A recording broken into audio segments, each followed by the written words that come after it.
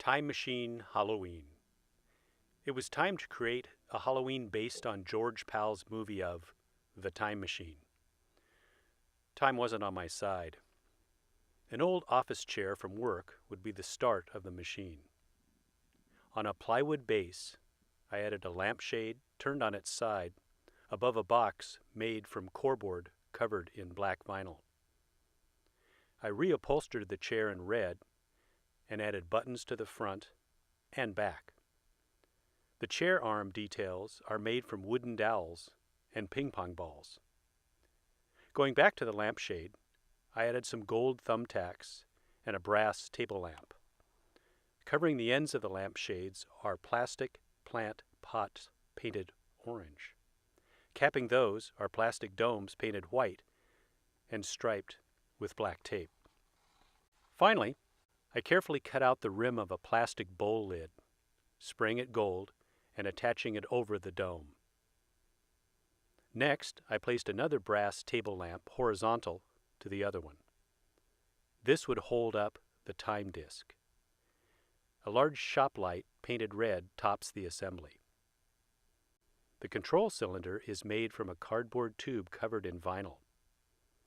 Lights are mounted on a wooden stand painted gold.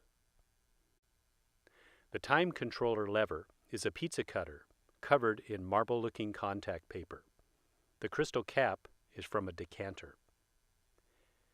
I used a 4-foot diameter piece of coreboard covered in gold wrapping paper for the time wheel. Detailing on the plant pots are enlarged from the blueprints found on the inner tube. The frame around the time machine is made with hula hoops and curtain rods. With the time machine complete, I moved on to create the Morlocks. I sculpted the head out of non-hardening oil-based clay. The clay head was then cast in plaster. After the plaster set, I removed the clay and started making latex masks. The masks were then painted and detailed. I inserted flamed twinkle bulbs into the eye sockets of styrofoam wig heads, finally adding a white wig. The Morlock bodies were made from broomsticks covered first in bubble wrap and then in blue-dyed sweatshirts and pants. On the forearms and shins, I glued white fur. Rubber monster hands and feet were painted blue and attached. Now it was time to make a home for the Morlocks. In the movie, there was a huge statue over the great door that led to the Morlocks. I used 2 sheets of 4-foot by 8-foot coreboard. Using screen grabs from the movie, I sketched the shape and listed the colors needed.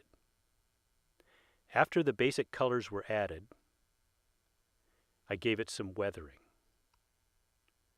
Finally, I covered it in fiberglass cloth and painted it with resin. By this time, we all know Morlocks eat humans. So what better place than a cafe? The outside was made with cardboard boxes, painted in the same weathered colors as the statue. The interior was covered in styrofoam panels. The Morlock Cafe serves a variety of dishes. Their specialty is hand and cheese on rye, served with ear fries. Don't forget to garnish with Saul and Peter. Weena! The end. How long was that?